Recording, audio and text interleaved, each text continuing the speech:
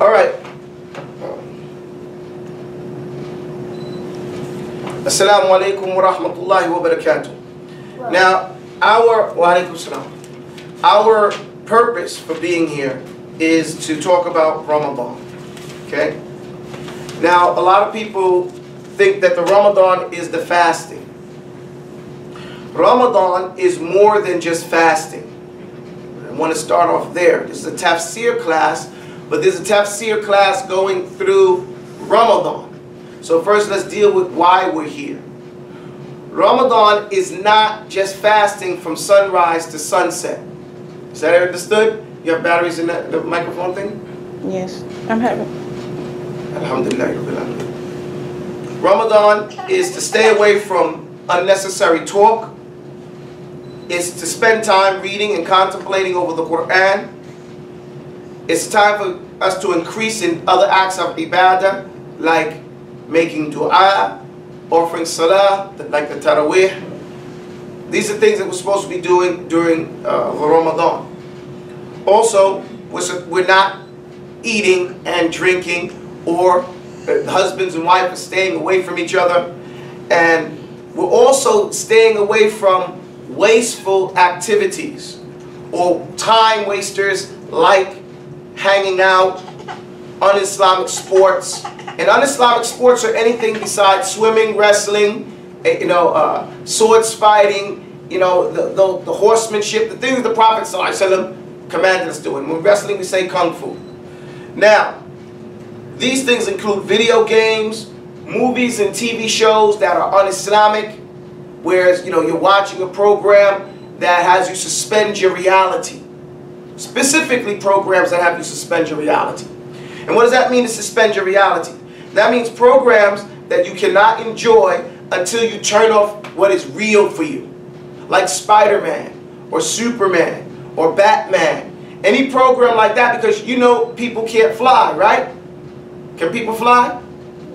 So in order for you to enjoy that program, you have to suspend what's real. Okay, they call it suspending your reality. And the concept of suspending your reality goes against what fasting in Ramadan is intended to make you do. Now I said one of the things you're supposed to do is stay away from unnecessary talk. In the times of the Jews, as we see from Maryam, that when they fasted, they didn't speak all day, right? She said, when you see someone, tell them that I'm fasting. So I won't ukallimu nas today al-yawma insiya. I won't talk to anybody today because I'm fasting. So Islam, we did away with that. You don't have to be quiet all day. However, you're only supposed to talk when it's necessary to talk. And it's necessary to talk for those things you need, and it's allowed for you to talk when you've learned something from the Qur'an and you want to share it so that you can benefit yourself and others by remembering it. Okay? Yes? It's 10% left. Okay, then plug it up. Go your brother, have one of your sisters go run and get the cord so they can plug it up, okay? Ramla. She's going. Oh, you understand? Okay. So, alhamdulillah rabbil alameen. Now, the not talking is a very important facet of Ramadan. Very important. Because if you're fasting and you're talking about how about them Yankees, what about what happened yesterday on TV and other things like that, is that the talk of a fasting person? No. But what Ramadan is supposed to bring out is tadabbur, contemplating and thinking about what? The issues that we cover in the Qur'an. Now the subject matter in the Qur'an is man. We are the subject. Okay? We are the subject in the Qur'an. And how we can get guidance, right? Isn't that what the whole Qur'an is teaching us? How to have good manners and these things? And in the Qur'an is giving us examples and examples of prophets and their disciples, meaning those people who followed those prophets, and the challenges they faced in real life, right? Those are real examples, those are real things that happened to those people. And by us looking at those and reading those stories, and Allah's telling us tadabbur, tadabbur. Now that's the point we have to think about. What does that mean? Does anybody know what tadabbur means? Anybody online here? Tadabbur means to contemplate and think about that. Consider that. Figure out what that actually meant and how does that mean to me. What can I do with that information? Does that make sense? Now, for the reason of applying it in your personal life. Contemplation and consideration for the reason of understanding and applying it. Now, this is very important because I talked about suspending your reality, didn't I? Okay, now let me show you where they come together and how it's tied to silence. And movies. Let's say, yeah, help them out. Yeah, you help them out. However you got to do it. There's a thing behind you. Use the one behind you. Shukran. Eunice, they're going to hook you up right there. You're going to have to sit back a little bit. Now, children daydream. Everybody understand daydreaming? Children daydream. What is daydreaming? Zachariah, come forward. What is daydreaming? Daydreaming is لا تدري. من يدري؟ نعم. It's dreaming in the day when in your mind by yourself when you're still awake. Okay. Hajar says it's dreaming during the daytime in your mind while you're still awake, right? Do you control it or it just runs wild? It runs wild. Very intelligent young lady, okay? To imagine and think about things that are not happening. That's a good example too. When your mind wanders, that's what daydreaming is. Your mind wanders and you imagine and think about things that are not happening as though they were actually happening, right? And sometimes you can get caught up between the daydream and the real world. But, oh, you'd be surprised because you were thinking and daydreaming and seeing a whole new something else, right? Stop, son. The carpet is not to be ripped up. Okay? Do you guys get my point? So when you go to the movies and you watch Spider-Man, does this promote daydreaming? Yes, because your mind starts to wonder about things that are not real, right? Usually when children daydream, they see things that are not real. Okay? Now an adult should never daydream. Okay? Now a lot of adults are like, oh. Adults should never daydream. Daydreaming is a function of children, not adults. Adults do something different. They still use their imagination, but does their mind wander? No. What an adult does, he uses the skill of imagination and he controls or she controls the subject matter. Hey, Hanna. The adult chooses what subject they're going to imagine. Does that make sense? He chooses it, she chooses it. And then they run it through their mind in the same way that they would do if they were daydreaming, imagining things that were there. What if this happened? What should I do? What should happen? What if this happened? You see, they're using the function of imagination, but they're using it in a different way. This is called tadabbur. Okay? This is called contemplation. This is one of the reasons why our Prophet sallallahu alaihi wasallam was silent. He was silent for thinking and contemplating over things that happened. So he's using his imagination to see real things, right? That's what we're told to do. So we use our imagination to see the prophets that came before and to imagine the stories that we're told about Adam, about Sheeth, about Noah, and those events that are happening. You guys get my point?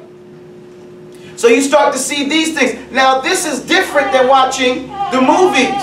Because in the movies, let her roll around over there. In the movies, and you watch this program, it could be a lie, right? Could be a lie. And not only that, it could be something about kufr, disbelief, right? activities that we shouldn't want to do. All right? Is that correct? But now, what happens? You need to make a solution, because we said the Quran is about guidance, right? Now, the guidance that we need is for everyday affairs.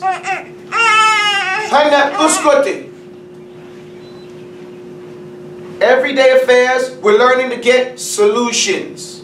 Now, if you're watching Spider-Man or Batman or Superman and you say, I need a solution, what are you going to do? Put on your Superman suit and fly out the window? But you got to go through all those lies, all those imaginary solutions before you can get to some real solutions. You get it?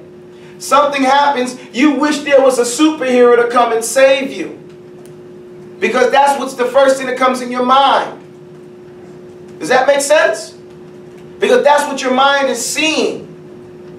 And we're creatures of habit. Now, what you're supposed to do for Ramadan, you're supposed to read the Quran. We just get Quran after Quran and think about the Quran and consider the examples of the prophets in the Quran and how they dealt with real life problems, the solutions they came up with. Can we do those things? Yes or no? Yes. We can solve our problems the way they solved their problems. By making dua, by being patient. How the Sahaba solved the problems. Hey, I already asked you to stop doing that. How the Sahaba, how they solved the problems, how the people of the past who were around the different prophets, how they solved their problems as well. And this is going to help us solve our problems. Because now we do what is the first thing in our minds, what they did. And this is what we're supposed to, why we're supposed to be quiet and thinking and considering, why we're supposed to be reciting the Quran and considering and contemplating and understanding what is meant in the Quran. Why we're supposed to be not eating. Now, what does not eating have to do with it? Yes, Hawa? Not eating is so you can give food to the poor. Okay. The not eating is for two reasons. Okay, one reason is so that we can relate to people who have less than us. Okay, there are people who are less fortunate than we are. What does that mean, less fortunate? Yes. It means that they barely have anything. They don't have as much food as we have. They don't have maybe the opportunities that we have to get food. And Allah wants us to reflect. Put it down again. Allah wants us to reflect and to consider all the ni'mah that we have. فَأَمَّا بِنِعْمَةِ رَبِّكَ فَحَدِّثْ. Okay? So as for the ni'mah of your Lord upon you, the blessings of your Lord, then talk about that. And this is in regards to people who have been depressed and everything like that. And they think that, okay, my life is bad, I'm not having this, I don't have that. And Allah tells us, look at other people who don't have what you have. Think about them and how difficult life is for them. You have food every day. There are some people who don't have food every day. And it's as if they're fasting every day, feeling a little hungry, right? Being a little tired because they don't have food. So Allah gives us a whole month from that to reflect on that. There's another reason why we don't eat as well. Yes? It's distracting. Sorry? It's distracting. It keeps you from getting distracted. What that means is that when you're hungry, the human, he works better half starved. That's what the scientists say. They call it, when a human has less food in him, but some food, he is able to focus better. He can focus clearer. His mind is not boggled. What happens when you fill your belly? What do they say? Everybody, you older guys, what happens when they say you got a full belly? What do they call it? Fat. Not fat. That's one thing. Full, that's another one. What do they call it? You guys, Stuff? no, stuffed is another word. There's a word that we call it. It's called the itis. Yes, Miss Khalila called it out. It's called the itis. Everybody know what the itis is? No. The itis is after you've eaten Someone else called it a food coma. Miss Kulthum, she called it a full food coma. You know, so, and that's what it is. The itis, the word itis means to be swollen, right? Arthritis, right? Arthritis is when your bones, is when your bones get swollen more than they're supposed to be. Okay? That's what arthritis is. Okay? Or some other type of itis, to put at the end of other types of illnesses. Okay? Laryngitis, where your larynx is or whatever your larynx is, it gets too big in your mouth. You guys familiar with these terms? Okay, so now itis is when your belly gets so big that you get sleepy. You get grogged because all the blood is going to your belly. Okay? And like they said, you go into a food coma. You got to go to sleep. You can't think right. Now that's what happens when you eat all the time. When you don't have as much food in your system, you're able to think more clearly. You're able to focus. Okay? That's right. The food has to digest before you can think again. Okay? And since it needs all the blood for that, your rest of your body has to shut down. Does everybody understand?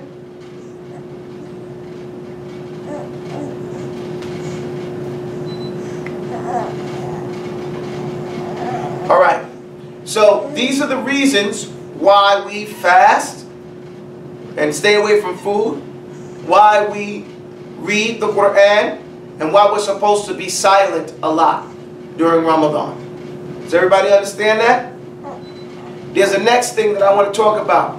We have turned Ramadan into a festival, a party. Okay? That's what we've turned it into. We've tried to replace Christmas or some other type of kafir holiday, where our holidays are slightly different than theirs. Okay? Their holiday is based on party. Our holidays are based on ibaadah. You see the subtle difference right there? That is the difference between the asl, the origin of our parties.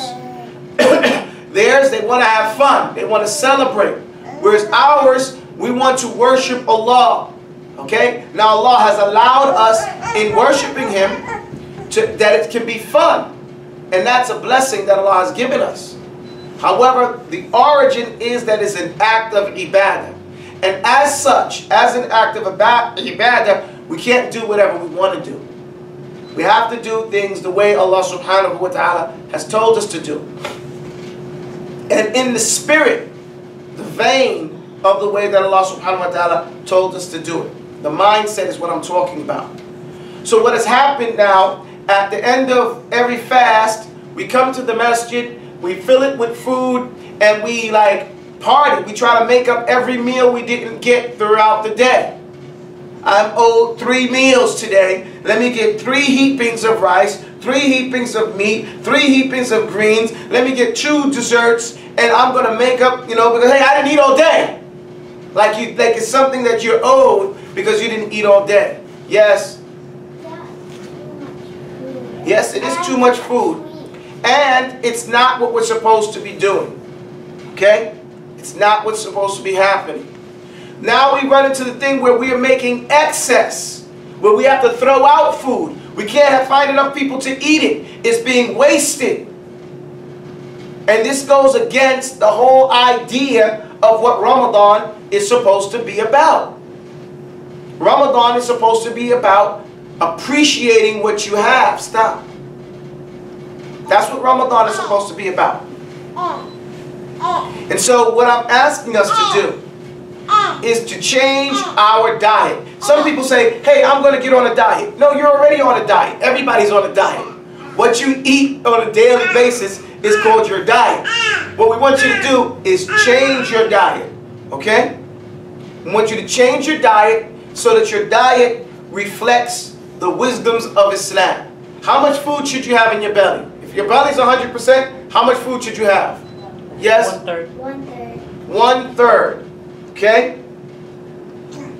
How much water should you have? 1/3. How much is Hannah? How 1/3. So she's the only one that raised her hand. MashaAllah, MashaAllah. And how much should be left open?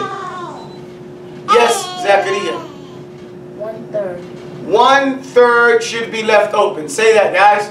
1/3 should be left open. And that is what we should understand. Okay? Now also, water is not soda. Okay? When we say 1/3 water, 1/3 water. If you drink soda and juice and those things, you still need 1/3 water. Count that other stuff as, hey, oh Scotty! Count the other part as like food. Okay? And get 1/3 water inside. Yeshua Abdurrahman, he asked, is there a link between fasting, the thinning of blood vessels, and shaitan's ability to enter the body in the bloodstream? No, there is no link. Okay? The Prophet ﷺ never said anything like that. Okay? Yes? We have a person that says, if we cannot feast due to having to take medication, how can we benefit the most from Ramadan? Ariana Shakita Williams. So Miss Williams, she asked a question as well. She said, what about the person, I'm rephrasing, what about the person who due to medical reasons cannot fast? Okay?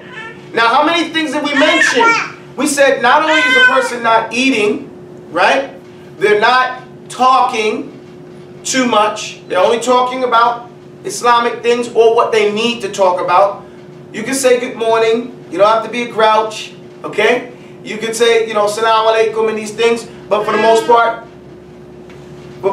part, you're not having conversations about anything but the deen. Okay? Or you're being quiet so you can think. You're also using your time to study the Qur'an as well. Alright? You're learning the book of Allah. So all these things are what she's doing. She can do everything else that she can do, including the offering, the salawat, and these things like that, and just not fast the food part. Okay, that's what a person can do. It's not just not eating. There's other things as well. Does that make sense? That's just about it. Does everybody understand? And a binti. And a binti. Where's my dog? No, ain't nobody over there.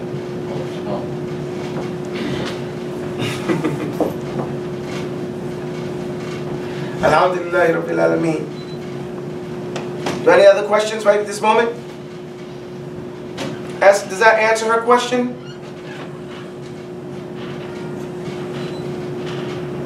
So the bottom line is this. The bottom line I want to put here is that we're supposed to focus on the Qur'an in order to learn solutions for our worldly problems. No, not even our worldly, for our problems, period. That's the purpose, what we're supposed to be doing here. Okay? That's the whole nut in a focus right there.